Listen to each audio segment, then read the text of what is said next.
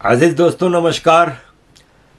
अजीज दोस्तों, इंग्लैंड और यूरोप का हाल बहुत बिगड़ता जा रहा है। ऐसा नहीं है कि मैं जैसे सोशल मीडिया पे जो हमें इम्प्रेशन मिलता है यूके के हवाले से कि गली गली में कत्ल हो रहे हैं, गली गली में मसले हो रहे हैं, ऐसा नहीं है। सोशल मीडिया से तो ये इम्प्रेशन मिलता है, लेकिन हम यहाँ पे रह रहे हैं और आपको मेरी एक्टिविटीज़ का पता है, मैं खुलेआम घूमता हूँ। लेकिन बहरहाल प्रॉब्लम तो है, प्रॉब्लम बहुत बड़ी है। मैं उस पर जाने से पहले थोड़ा अमेरिका की तरफ जाऊंगा। अमेरिका में इलेक्शन में अब ज़्यादा दिन नहीं रहे, 10-12 दिन रह गए हैं और इस वक्त नज़र ये आ रहा है कि पॉपुलरिटी में डोनाल्ड ट्रंप कमाला हैरिस से बहुत आगे है और डोनाल्ड ट्रंप बहुत एक्टिवली चल रहे हैं। फिर टीम की बात करें तो डोनाल्ड ट्रंप के पास काफ़ी अच्छी टीम है। उसका वाइस प्रेसिडेंट, जबकि कमाला हैरिस ने जिसको वाइस प्रेसिडेंट सेलेक्ट किया है वो पेडोफिली के इसके काफ़ी चर्चे भी हैं और काफ़ी किस्से भी निकल आए हैं, लोग प्रूफ के साथ निकाल रहे हैं। लेकिन बहरहाल ये अमेरिका की डीप स्टेट की टीम है तो इसलिए इनके बारे में इनको कोई पूछता नहीं है। जैसे वैसे ही है जैसे पाकिस्तान में इस्टेब्लिशमेंट है। आपने वो कश्मीर फाइल्स फिल्म देखी थी, उसमें पल्लवी जोशी जी कहती हैं कि सरकार तुम्हारी है तो क्या है, सिस्टम तो हमारा है। तो सिस्टम की बात है। फिर भी डोनाल्ड ट्रंप ने अपनी रैलियों में इतने लोग जमा किए हैं कि अमेरिका की हिस्ट्री क्रिएट हो रही है। जितने पोल आ रहे हैं उसमें डोनाल्ड ट्रंप आगे ही आगे है। लेकिन इसके बावजूद लेट्स सी, इस वक्त कमाला हैरिस की कैंपेन को अमेरिका के कई एक्स प्रेसिडेंट चला रहे हैं, जिसमें बराक ओबामा तो 24 घंटे इसी के पीछे लगा हुआ है। अब मसला ये है कि बराक ओबामा, बाइडेन का भी जो 4 साल का पीरियड है उसमें असल में डोरियां तो बराक ओबामा हिला रहा था।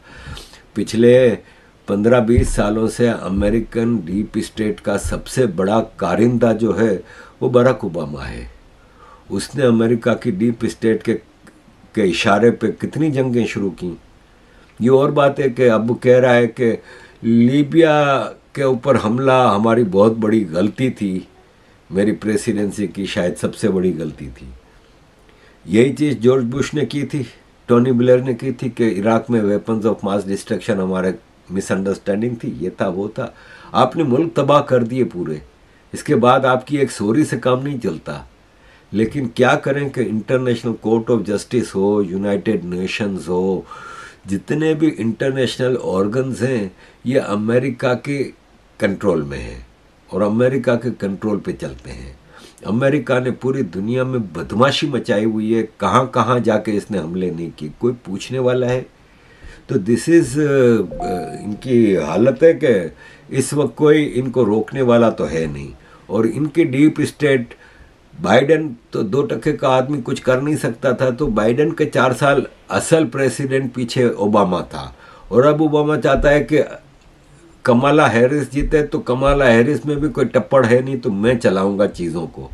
तो बराक ओबामा इस वक्त फुल लगा हुआ है, क्लिंटन सपोर्ट कर रहा है, बाइडेन सपोर्ट कर रहा है, कमाला हैरिस की कैंपेन ये 3 एक्स प्रेसिडेंट चला रहे हैं, फिर हिलरी क्लिंटन, मिशेल ओबामा सब निकल पड़े हैं। ट्रंप के साथ कोई रिपब्लिकन एक्स प्रेसिडेंट जैसे जॉर्ज बुश है कोई खड़ा नहीं है ट्रंप के साथ। और कोई पिछले जो ट्रंप का जो वाइस प्रेसिडेंट था, जो पिछली ट्रंप का जो टेन्योर था, तो वो वाइस प्रेसिडेंट भी ट्रंप के खिलाफ बयान देने लगा है। तो डीप स्टेट इस वक्त टोटली ट्रंप के पीछे लगी है। पॉपुलैरिटी के हिसाब से, अगर आप वोट बैंक के हिसाब से देखें तो ट्रंप को कोई नहीं हरा सकता, लेकिन पिछली बार भी ट्रंप को ज़बरदस्ती हराया गया। इस बार देखते हैं क्या होता है। बाइडेन की अभी एक वीडियो आई, अभी लास्ट वीक एक सेरेमनी थी कहीं चर्च में, उसमें क्लिंटन, बाइडेन और ओबामा तीनों एक्स प्रेसिडेंट मौजूद थे। इस वीडियो से आपको अंदाज़ा हो रहा है कि कौन बॉस है। मतलब आप ये देखें कि सिटिंग प्रेसिडेंट है बाइडेन, लेकिन ओबामा इसकी क्लास ले रहा है पूरी। ओबामा की वैसे ये बहुत लंबी वीडियो है, लेकिन ओबामा जिस हिसाब से इसको डांट रहा है, इसको वो कर रहा है, तो पता चल जाता है कि कौन बॉस है। और यही ओबामा चाहता है कि आगे भी वो बॉस बन के चले। अजीज दोस्तों, इंग्लैंड की तरफ आते हैं। हाँ, हर 5 में से 1 मुस्लिम जिहादियों के साथ हमदर्दी रखता है। अजीज दोस्तों, ये x home minister Suella Braverman, sitting MP, इनको कैम्ब्रिज यूनिवर्सिटी में लेक्चर देना था, लेकिन फ़लस्तीनी की सपोर्ट में जो प्रोटेस्टर थे उन्होंने करने नहीं दिया, और इनकी सिक्योरिटी रिस्क था, इसलिए वो कैंसिल करना पड़ा। This is UK now. इस वक्त यूके में sitting MP x home minister अपना प्रोग्राम नहीं कर सकती, इस हद तक इनकी बदमाशी है। आप इनको देखें, हर जगह आपको ये नज़र आएंगे। ये ट्रैफलगर स्क्वायर है। ट्रैफलगर स्क्वायर एक आइकॉनिक स्क्वायर है। मैं भी जब अपनी ब्रिटिश पार्लियामेंट के साथ ही है ये, तो ब्रिटिश पार्लियामेंट में मेरी जो कॉन्फ्रेंस थी तो हम सब उधर ही जमा हुए थे ट्रैफलगर स्क्वायर पे, और आप देख लें टेक ओवर कर लिया इन्होंने। अजीज दोस्तों, इस वक्त जो ब्रिटिश होम मिनिस्टर हैं इवेट कूपर, उन्होंने कहा कि हिजबुल्लाह है ना, एक डिक्लेयर्ड टेररिस्ट ऑर्गेनाइजेशन है। इंग्लैंड में हिजबुल्लाह टेररिस्ट ऑर्गेनाइजेशन डिक्लेयर्ड है, इसलिए इसको प्रमोट करना, सपोर्ट करना एक क्रिमिनल एक्ट होगा, जुर्म होगा। एक्सट्रीमिज्म हमारी सोसाइटी में अलाउड नहीं है। लेकिन ये देख लें आप, आई लव हिजबुल्लाह, ये लड़की का मुंह भी नज़र आ रहा है, सब कुछ है, कोई पूछने वाला नहीं है। ये 7 अक्टूबर को 2023 में हमास ने जो हमला किया था इजराइल पे, तो 7 अक्टूबर 2024 में इन्होंने जो प्रोटेस्ट किए तो उसमें वो हमास के जो टेररिस्टों ने गेटअप जिनका था ना, जो क्लोथिंग और जिस तरह का, वो कपड़े पहन के गए। और ये हमारी लेबर पार्टी की होम मिनिस्टर कहती है जुर्म है, जुर्म है तो पकड़ो ना भाई। एक आदमी परसों यहाँ की जेल में मर गया, कहा जाता है कि शायद उसने खुदकुशी की, लेकिन नथिंग कंफर्म्ड। उसके ऊपर जुर्म यह था कि इसने पुलिस वाले के ऊपर चीखा था, वो शोर मचाया था जब पुलिस वाला इसको रोक रहा था प्रोटेस्ट करने से। और उसका प्रोटेस्ट इन जिहादियों के प्रोटेस्ट जैसा नहीं होता। यहाँ पे इजरायली या ब्रिटिश लोग जब प्रोटेस्ट करते हैं तो जिहादियों की तरह हंगामे, तोड़ फोड़, नफरत, हेट स्पीच ये नहीं करते। मुसलमानों का तो खुला है। अब ये कैटी हॉपकिंस है, 1 मिनट से भी छोटी वीडियो है। Hating on Muslims again. Hating on Muslims again. Are you getting paid? Are you getting paid for hating on Muslims? Are you getting paid? You look drunk. Are you drunk? Katie, how much are they paying you for hating on Muslims? How much money do you get? How much are you getting paid for hating on Muslims? Let's talk about it. Let's talk about it. Islam is so Let's great. talk about Why it. are you in Christian Let's talk. countries? Islam is so great. Why are you in my country? This is not a Christian country, number one. This is It's a Christian secular country. It is not governed by Christian rules. Why don't you It go is to not Muslim governed. land? You don't speak it. Sorry. No. I'm This is surrounded going by a live on mob Facebook. of Pakistani Katie, men. I'm delighted, sir. how much are you I'm getting paid? delighted. How much are you getting paid for hating on Muslims? How much are you getting paid? अब आपने देखा ये British है, ये अपना country वापस लेना चाहते हैं। इनकी अपनी सरकारों की गलत पॉलिसियों की वजह से आज ये सूरत हाल है। मैं जब बेल्जियम में मिनिस्ट्री ऑफ जस्टिस में काम करता था एज ए ट्रांसलेटर, तो रेफ्यूजीज़ और इमिग्रेंट्स आते थे, मैं ट्रांसलेटर के तौर पे होता था। तो उस वक्त भी मैं उनको बेल्जियम में जब हमारी वीकली ब्रीफिंग होती थी तो हम बैठते थे, मीटिंग करते थे, तो मैं उसमें इनको कहता था कि आपको अपनी पॉलिसीज बनानी होगी। 92 की बात है, 91, 92 की, 32-33 साल पहले। मैंने कहा आपके मुल्क में एक आदमी आता है, आके अजाइलम क्लेम करता है, अब रह रहा है। अब वो अपने घर में अपने बच्चों को कैसे तरबियत दे रहा है, कैसे रह रहा है, आपको पता ही नहीं है। आपके नेशनलिटी का भी कोई क्राइटेरिया नहीं। उस वक्त तो बिल्कुल 6 महीने में नेशनलिटी दे देते थे बेल्जियम में। मैंने कहा कोई क्राइटेरिया नहीं। तो ये इनकी सरकारों का फेलियर है। अजीज़ दोस्तों, आज ये कीमत चुका रहे हैं इसकी, और ये आगे चल के बहुत ही ज़्यादा मामला बिगड़ना है। अब ये देखें, ये एक पाकिस्तानी औरत है मैनचेस्टर में, ये पाकिस्तान में रह रही थी 5 साल से, और बेनिफिट यहाँ के क्लेम कर रही थी। बेनिफिट वो सरकार की तरफ से जो पैसे मिलते हैं और जो बेनिफिट्स मिलते हैं, ये भाई साहब रहती पाकिस्तान में थी, बैंक अकाउंट में पैसे आ रहे थे, वहाँ से विड्रॉ करे जा रही थी। 1 लाख पाउंड का चूना लगाया इसने ब्रिटिश सरकार को, और ये ऐसे केसेस भरे पड़े हैं। मुझे याद है जब मैं बेल्जियम में था तो कई लोग आते थे हमारे पास पाकिस्तान से, तो यार नेशनलिटी दिला दो। मैं कहा नेशनलिटी कोई दुकानों में थोड़ी मिलती है। तो एक आदमी मेरे पास आया, वो इलीगल हो गया था। उसने मुझे कहा कि आरिफ भाई, एक आदमी मुझे ब्रिटिश नेशनलिटी दे रहा है इतने पैसों में। तो मैंने कहा वो कैसे दे रहा है, वो कोई किंग है ब्रिटेन का? बोला नहीं, उसके पास एक पूरा, मुझे उसने सिस्टम समझाया, मैं आपको बताता हूँ, आपको भी जहन में बैठेगी। मैंने कहा क्या? बोला आपको पता है इंग्लैंड में कई ऐसे ब्रिटिश पाकिस्तानी हैं जो पाकिस्तान में जाके रहते हैं। मैं कहाँ हैं?